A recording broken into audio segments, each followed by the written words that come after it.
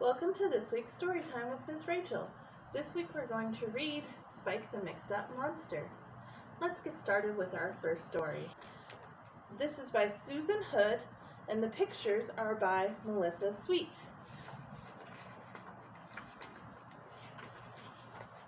Spike was a monster, or so he thought. Slithery tail, spiky crown, stumpy teeth. See, I'm a monster all right. Spike spent hours practicing his monster moves. He'd swoosh that tail, shake those spikes, and bare those teeth. He'd splish, splash, splutter, and splutter. There was just one little problem. Spike was no bigger than a lily pad, so no one was afraid of Spike. "Aw, my funny little fish face," clucked El Pato. Spike shook his spikes.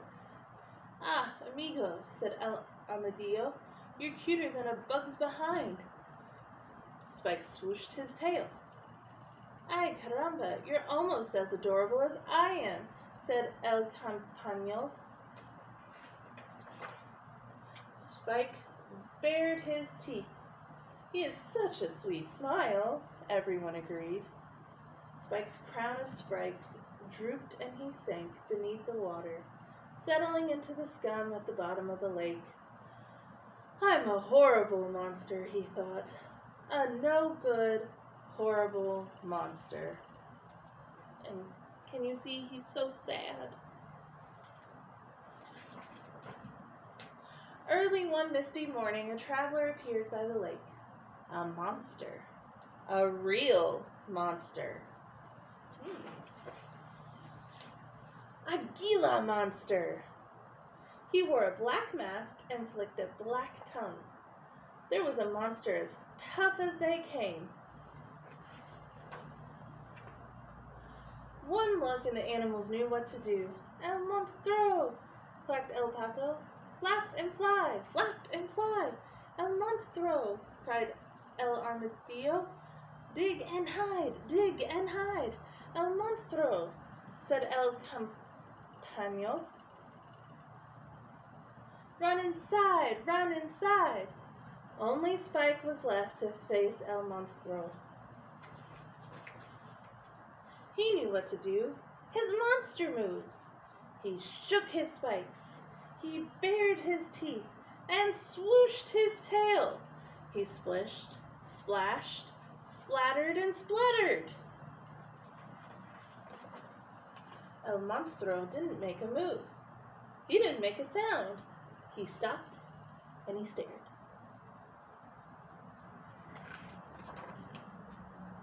"Did I scare you?" asked Spike. "Scare me? No," El Monstro laughed. "It's just that no one has ever smiled at me before."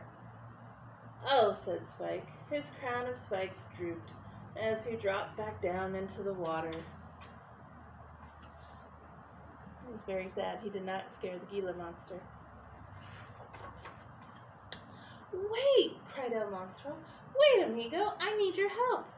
I was headed for my cousin's fiesta, but I took a siesta. Now I'm lost. Everyone runs away from me, so I have no one to ask for help." "Well, I can help you," said Spike, and he flashed his fellow monster a big friendly monster grin as he pointed out the correct path.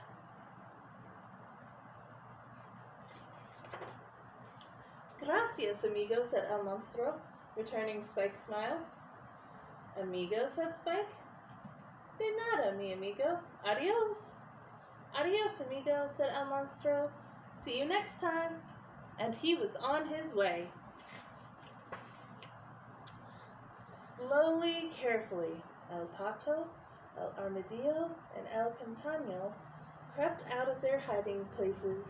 "You saved us!" quacked El Pato. "How did you do it?" asked El Armadillo. "How'd you tame the monster?" asked El Campano. Spike just smiled. I think that is a very fun monster book. What was your favorite part about Spike? I kind of like the Gila monster myself. I think he was fun. He was like, I know everybody's scared of me, but I'm friendly. So today we're doing our frilled lizard craft, which means that you have a template of a lizard, and that includes one arm, but you're going to use that 4 times. And you have some sort of cardboard paper too. That's mine. And a cupcake liner, which you can come to the library and get, along with your template. At home, you will need a pair of scissors, tape and or glue, a paintbrush, and some paint. So, what we're going to do first is we are going to trace our lizard. I'm going to trace our lizard. Woo!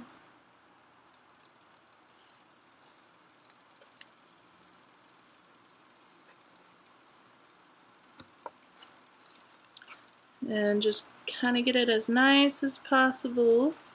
That way whenever you're cutting it out, it's nice and easy.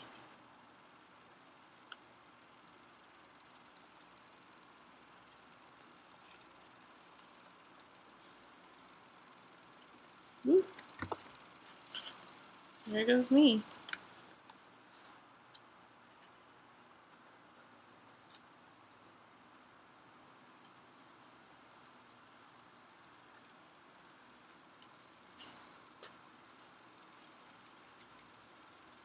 Alrighty, I have mine traced. Now, the trick to this is that the middle of the lizard is going to connect.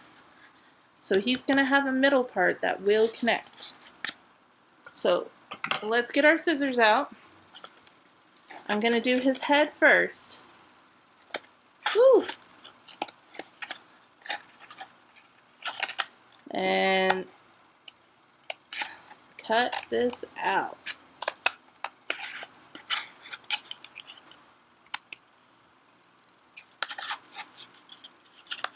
Ooh.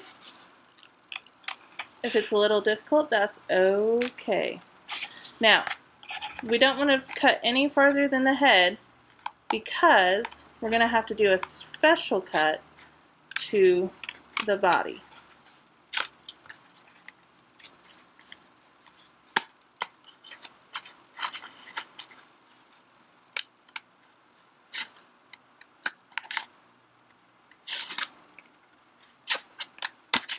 And remember, you can kind of trim this up a little bit later if you need to.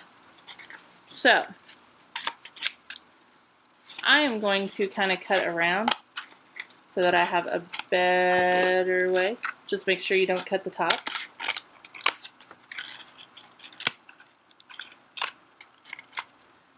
And with this big piece, you could probably fit 1 or 2 of the arms. So don't forget about those.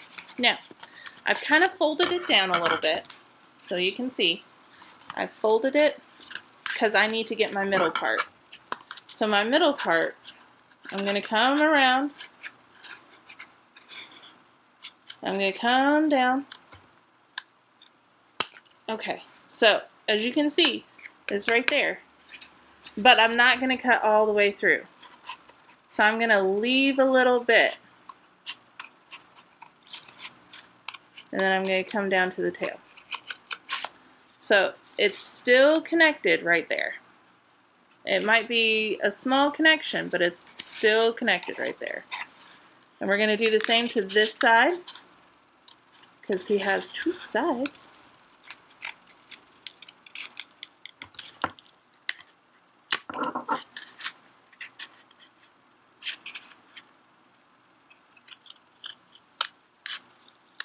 And then you're going to cut your tail out.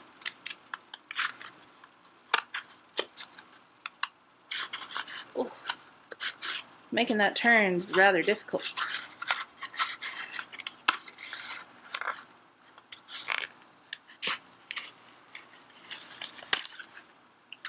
And then, since we only need 1 tail, I'm going to come up here and just cut out my little shape.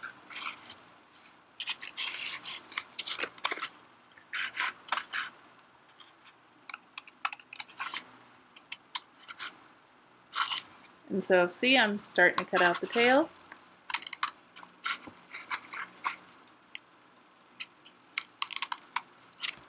And we want a nice curve on his tail. Now, down here, since the bottom is still connected, you don't need a second tail. So what I'm going to do is right here, right where this is connected, I'm going to cut across. So, I've cut right here. He's got a nice little bottom. And then he's got his form on the top and just that little piece on the bottom. So our next part that we need to do is all of his arms. Whoop. Now, like I said, you can use some of these scrap pieces, especially if you've used a toilet paper roll instead of a paper towel roll. So you're going to want to use some of these scrap pieces for his arms, and you can try to fit them around and see how that's going to go. So let's trace out an arm.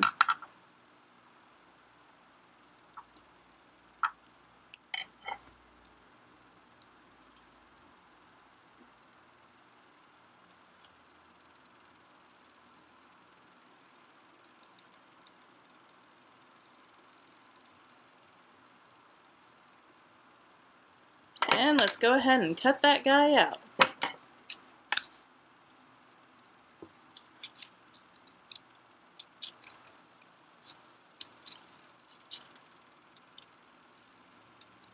Woo.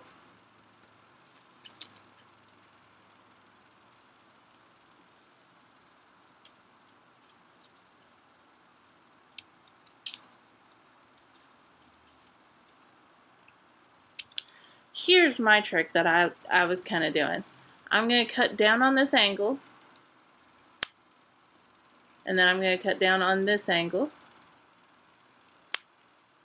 So you see it's kind of right there. I've got two of the toes cut out. Now on the middle piece, not the actual toes, just this middle piece, I'm going to cut across to where the middle toe meets the end. So I'm going to cut right there, and then I'm going to kind of go a little bit across so that I can get to that point. So we've got that one, and now right here, sorry, there we go. Now he's got his three toes, and he's got a nice little arm, but he needs 4 of these. So I'm going to go ahead and cut 4 more out, and then I'll rejoin you.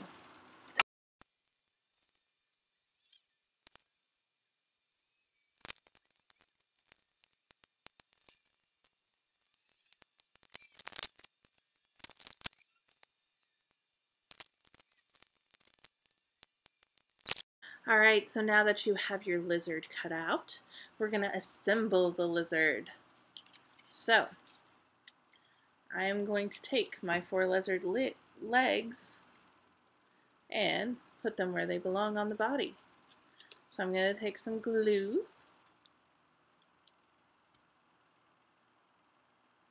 Ooh, probably plenty. Going to attach it right there. And I'm going to hold it for just a second, make sure it gets attached pretty well. 1, 2, 3, 4, 5, 6, 7, 8, 9, 10. Okay, so my first leg is attached. Let's go to our second legs.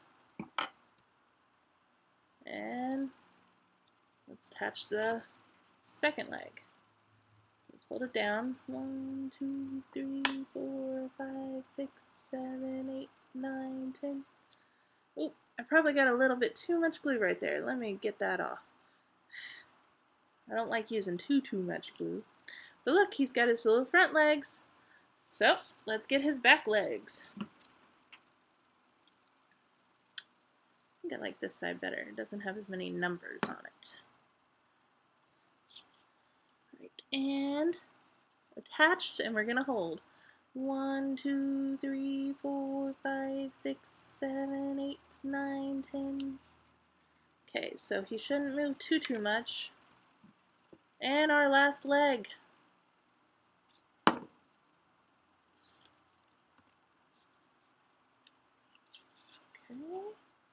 1, 2, 3, 4, 5, 6, 7, 8, 9, 10.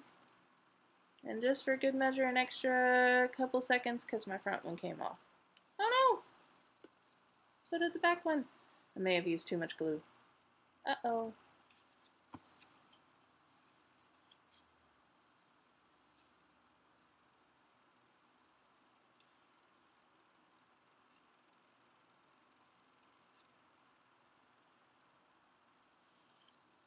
Okay. Now we have a lizard. He's got 4 legs and a tail, and he is all good to go. Our next part is going to be painting the lizard. So now we're going to be painting our lizard. So I went with a fairly traditional green type color. It might look a little different than what you're used to, but it's pretty much a green. So I'm just going to go through and paint him pretty fast. Yours can be a whole lot prettier than mine because you can take as much time as you need or as little time as you need. You can kind of see he's getting that nice green color right there. He's going to be a pretty lizard. He is a pretty lizard. Now remember, if you're painting this at home, make sure you've told someone and you're wearing stuff that you can get paint on, or you have some sort of cover for your clothes. Or you can use markers or crayons or stickers. Those are always great alternatives to paint because it still makes it nice and pretty and personalized to you. So, I'm almost done painting the top, and of course I am just painting the top, but you can choose to paint the bottom as well.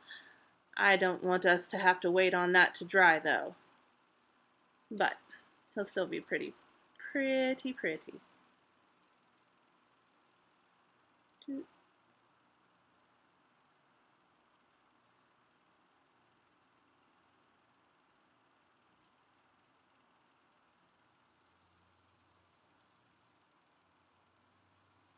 It kind of almost looks like it's a watercolor, this green. That cardboard is absorbing so much of it.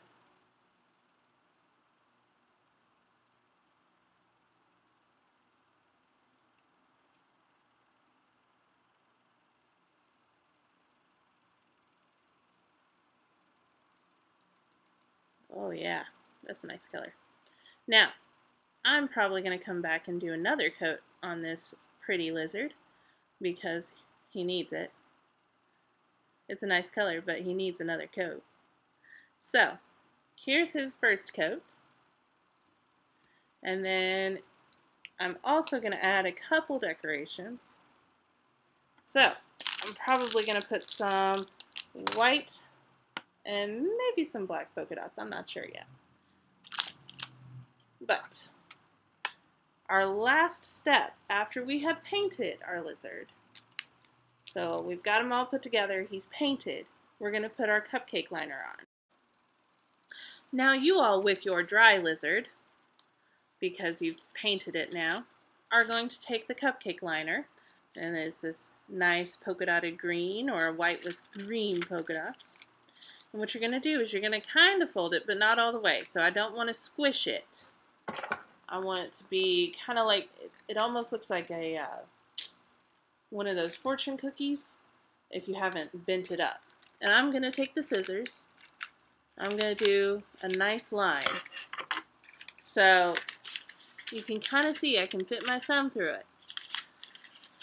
Now here's the optional part. You can put some glue on this guy to make it stay, or you can just push it through and it'll pretty much stay on its own. So here is mine. I probably made that a little too close to the bottom.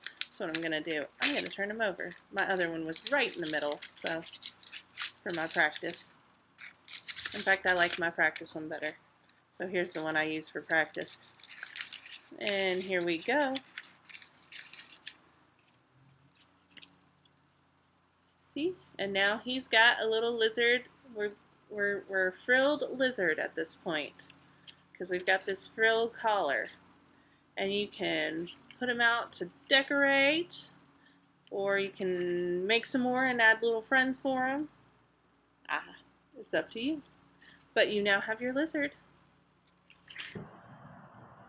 Thank you for joining Storytime with Miss Rachel this week. I hope to see you guys next week. Bye!